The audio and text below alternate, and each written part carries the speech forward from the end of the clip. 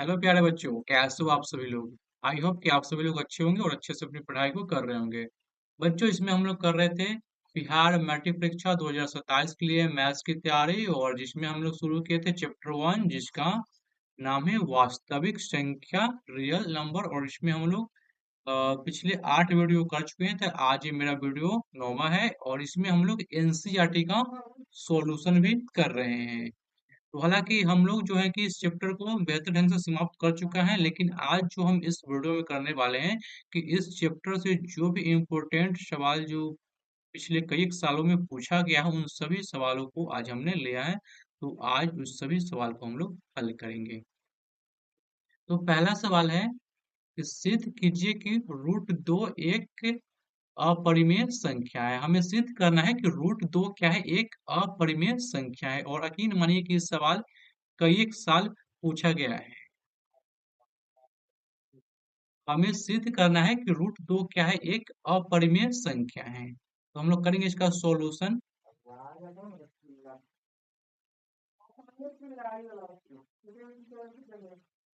Solution, तो हमें सिद्ध करना है कि रूट टू क्या है, एक अपरिमेय संख्या। तो हमें इसका जस्ट उल्टा मान लेंगे कि ये क्या है, एक परिमेय संख्या है। तो माना कि रूट दो एक परिमेय संख्या है। हमने मान लिया कि रूट दो क्या है, एक अपरिमेय संख्या है। अगर कोई भी परिमेय संख्या होता है तो उसे हम फ्रैक्शन में यानी भिन्न में लिख सकते हैं। तो ये रूट दो इक्वल हो जाएगा ए बटा में बी, जहां जहां ए और बी, जहां ए और बी एक सह अभाज्य सह अभाज्य है, तथा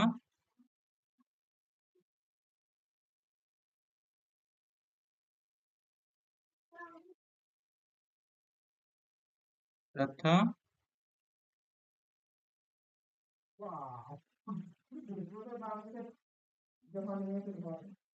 b not equal to zero. कोई भी अगर परिमेय संख्या है तो उसे हम p बटा q के रूप में लिख सकते हैं। a बटा b के रूप में लिख दिए, जहां पे a और b क्या है, एक सह अभाज्य संख्या है, और b not equal to zero. सह अभाज्य संख्या कहने का मतलब कि ए और बी का जो एचसीएफ होगा वन होगा, उगनिष्ठ गुणनखंड एक होगा। तो जब हम इसको सॉल्व करेंगे तो यहाँ से आ जाएगा, क्रॉस गुना करेंगे तो आएगा root two into b equal a. यहाँ से ए इक्वल हो जाएगा रूट टू बी। इसको दोनों तरफ हम करेंगे स्क्वायर, लिखेंगे दोनों तरफ वर्ग करने पर। जब हम इसमें दोनों तरफ वर्ग करेंगे तो आ जाएगा a square equal root two into b का होल स्क्वायर, तो आएगा a square equal to b square. इसको हम मान लेंगे समीकरण वन। समीकरण वन। अब क्या करेंगे हम, यहाँ से निकालेंगे बी स्क्वायर का मान। बी स्क्वायर का मान निकालेंगे तो यहाँ पे आ जाएगा हमें ए स्क्वायर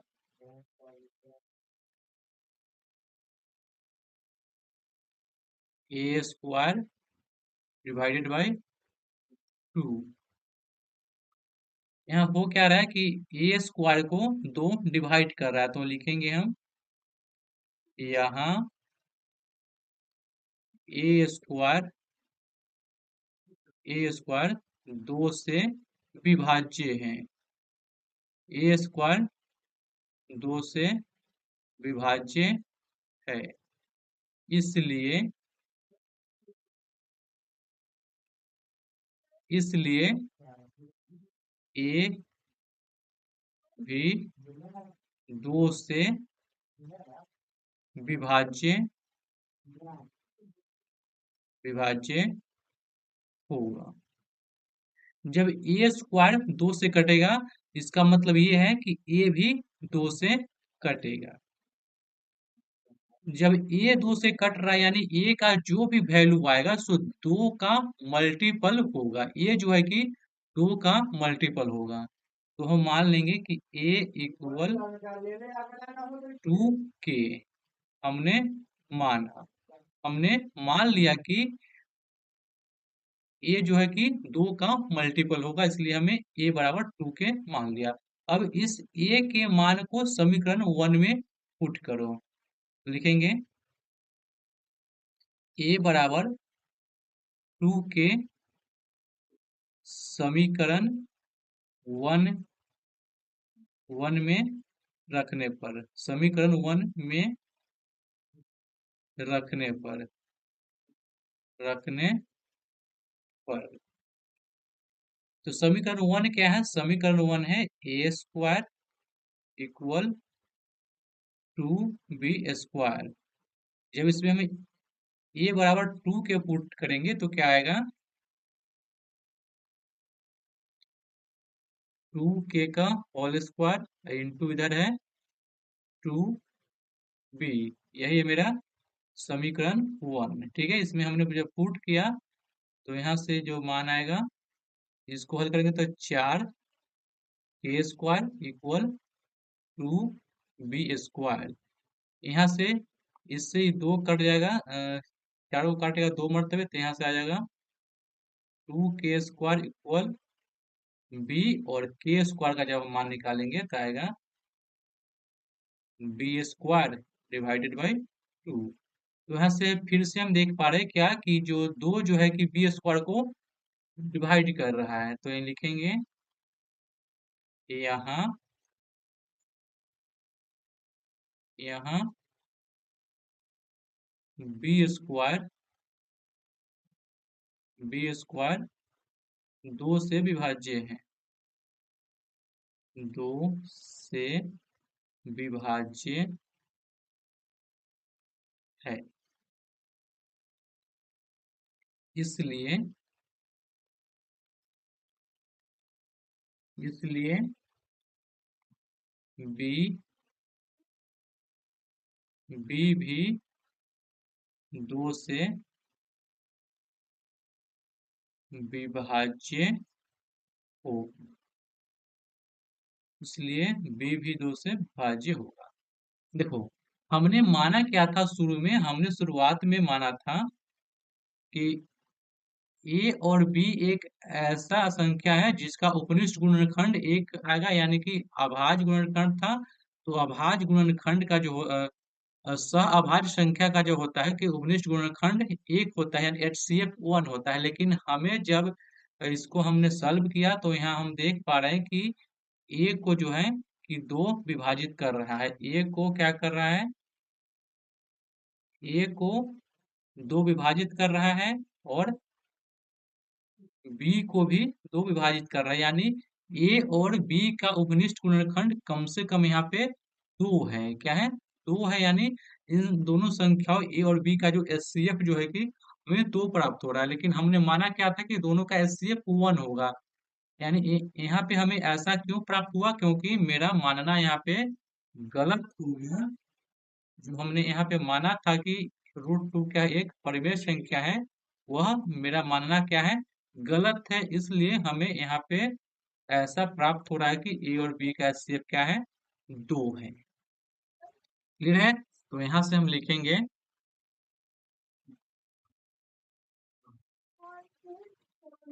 यहाँ ए और बी का कम से कम दो दो उभयनिष्ठ गुणनखंड है, दो उभयनिष्ठ निष्ठ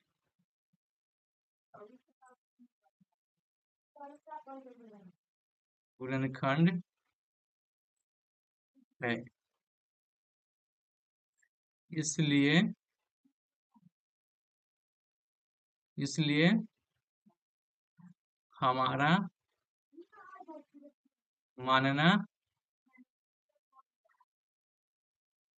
गलत था कि √2 एक परिमेय संख्या है।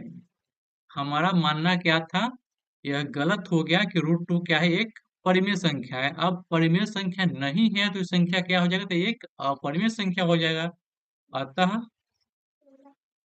अतः √2 एक अपरिमेय संख्या है। इस तरह से हम एग्जाम में हल करके यहाँ से 3 से 5 नंबर के क्वेश्चन को सॉल्व कर सकते हैं। तो ये था आप लोग का वेरी वेरी इंपॉर्टेंट क्वेश्चन, जो कि कई एक बार ये क्वेश्चन जो है कि एग्जाम में रिपीट हुआ है। ठीक है, चलिए दूसरा क्वेश्चन देखते हैं हम लोग, जो काफी इंपॉर्टेंट है। सिद्ध कीजिए कि √3 क्या है? एक अपरिमेय संख्या है। हमें सिद्ध करना है कि √3 क्या है? एक अपरिमेय संख्या है। इसको क्वेश्चन नंबर 2 कर लेना।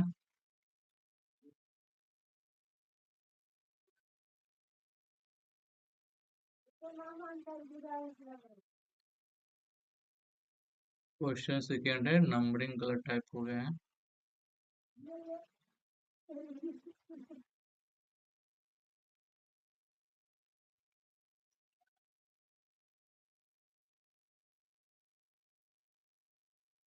क्वेश्चन सेकेंड, क्वेश्चन सेकेंड कहता है सिद्ध कीजिए कि √3 एक अपरिमेय संख्या है। तो हम लोग करेंगे इसका सॉल्यूशन। हमें सिद्ध करना है एक अपरिमेय संख्या है, तो हम जस्ट इसका उल्टा मान के चलेंगे कि √3 क्या है? एक अपरिमेय संख्या है। तो माना कि √3 एक परिमेय संख्या है। हमने मान लिया कि √3 क्या है? एक परिमेय संख्या है। अब परिमेय संख्या होता है तो उसे हम फ्रैक्शन यानी भिन्न में लिख सकते हैं। तो इसलिए √3 इक्वल ए बटा बी, जहाँ पे ए और बी क्या हो जाएगा? तो ए और बी हो जाएगा एक सह अभाज्य संख्या, जहाँ ए और बी एक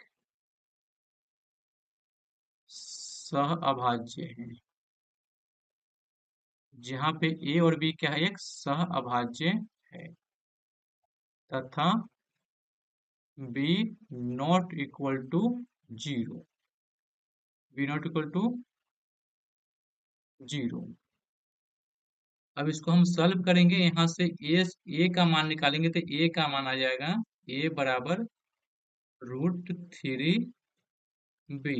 अब हम दोनों तरफ करेंगे वर्ग, तो दोनों तरफ वर्ग करने पर यहाँ से आएगा a² इक्वल √3 इंटू बी का होल स्क्वायर। तो a² इक्वल √3 का आ जाएगा, स्क्वायर करेंगे तो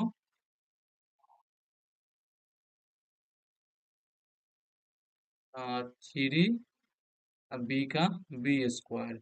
इसको हम मान लेंगे इक्वेशन 1। अब यहाँ से हम निकालेंगे b² का मान।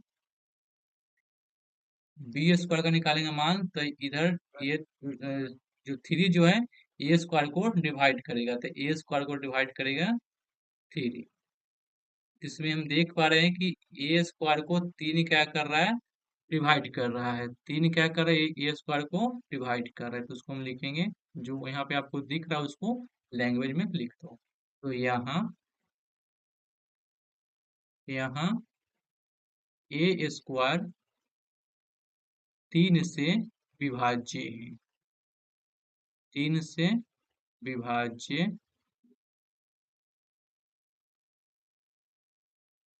3 से विभाज्य है। इसलिए इसलिए ए भी 3 से विभाज्य होगा। ए स्क्वायर क्या कर रहा है, 3 से विभाज्य हो रहा है, तो इसका मतलब ये है कि ए भी 3 से विभाज्य होगा। जब ए 3 से कट रहा है, मतलब कि ए का जो भी मान होगा वह 3 का मल्टीपल होगा। तो यहाँ पे हम मान लेंगे कि ए बराबर 3k। हमने यहाँ पे इसको मान लिया, ठीक है। क्योंकि जब 3 से कटेगा, इसका मतलब ये है कि ए का जो भी मान होगा 3 का मल्टीपल होगा, इसलिए हमने 3k उसे मान लिया है। अब आगे देखो, तो इस a बराबर 3k का जो मान होगा हमको समीकरण 1 में पुट करना है। तो a बराबर 3k,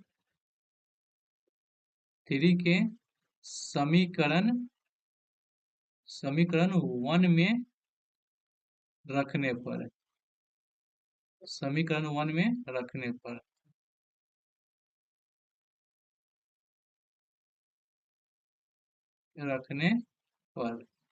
जिसमें हम मान रखेंगे समीकरण 1 का, यहाँ है मेरा समीकरण 1।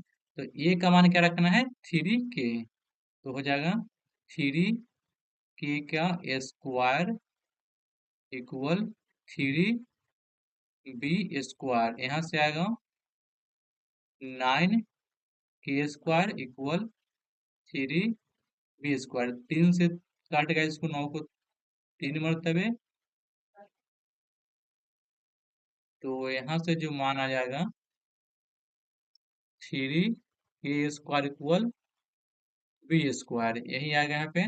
क्योंकि 3 तो इसको काट चुका था, 3 काट देते, यहाँ बचा सिर्फ b और यहाँ 3k। तो मेरा क्या आ गया मान, 3k b स्क्वायर। जब यहाँ से हम के स्क्वायर का मान निकालेंगे तो आ जाएगा b स्क्वायर डिवाइडेड बाई 3। अब यहाँ फिर से देखो क्या हो रहा है कि अब ये 3 जो है कि b स्क्वायर को डिवाइड कर रहा है, तो यहाँ पे इसको लैंग्वेज में लिख दो। यहाँ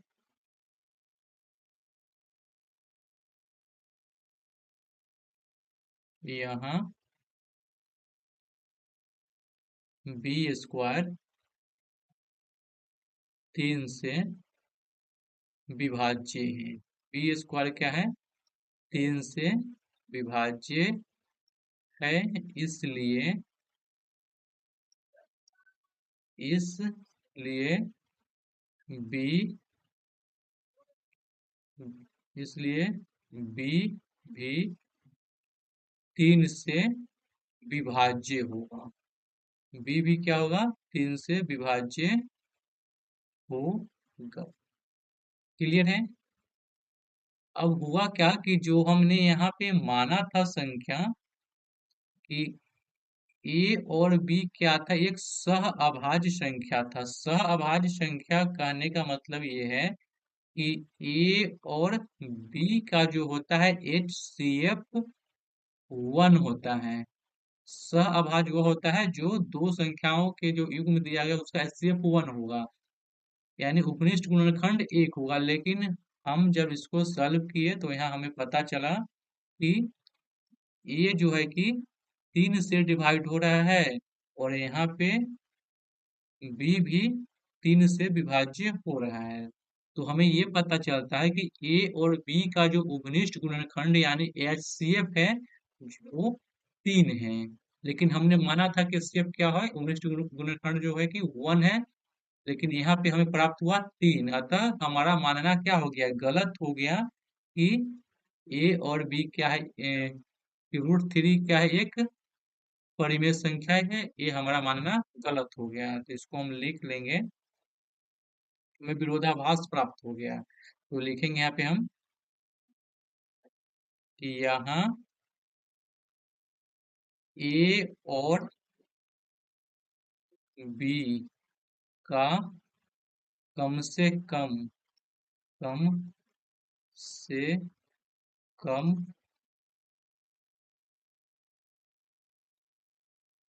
तीन कम से कम एक तीन एक तीन उभनिष्ठ गुणनखंड है। क्या है? तो उभनिष्ठ गुणनखंड है। उभयनिष्ठ उभयनिष्ठ गुणन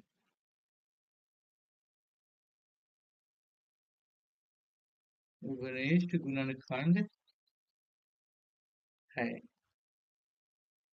इसलिए हमारा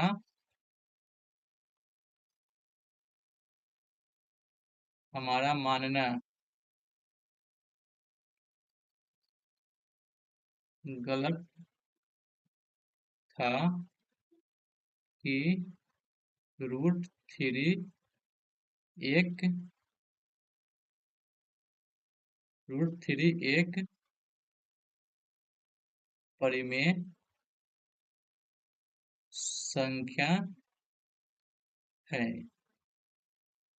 हमारा मानना क्या था कि रूट थ्री एक परिमेय संख्या है। ये मेरा मानना गलत हो गया। अब ये परिमेय संख्या नहीं है तो क्या हो जाएगा? एक अपरिमेय संख्या हो जाएगा। लिखेंगे कि अतः रूट थ्री एक अपरिमेय संख्या है। अपरिमेय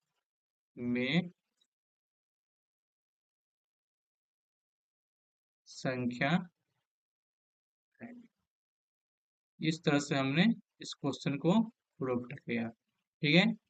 तो आज के सेशन कैसा लगा आप लोग अपना कमेंट में बताएंगे। अगर कोई डाउट हो तो कमेंट करेंगे।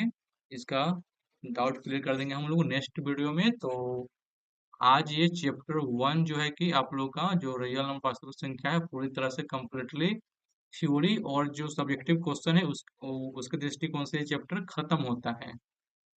अब जो हम इसमें करने वाले हैं नेक्स्ट सेशन में इसका हम लोग जो भी ऑब्जेक्टिव क्वेश्चन इससे बन सकता है वो हम लेकर के आएंगे। जितने ऑब्जेक्टिव क्वेश्चन इसमें से प्रीवियस पूछे गए हैं या आने की संभावना है अगले साल में वो सभी क्वेश्चन को हम एक एक करके इस सेशन में सॉल्व करेंगे। तो चैनल पे पहली बार हो चैनल को सब्सक्राइब कर लेंगे और मिलते हैं नेक्स्ट वीडियो में।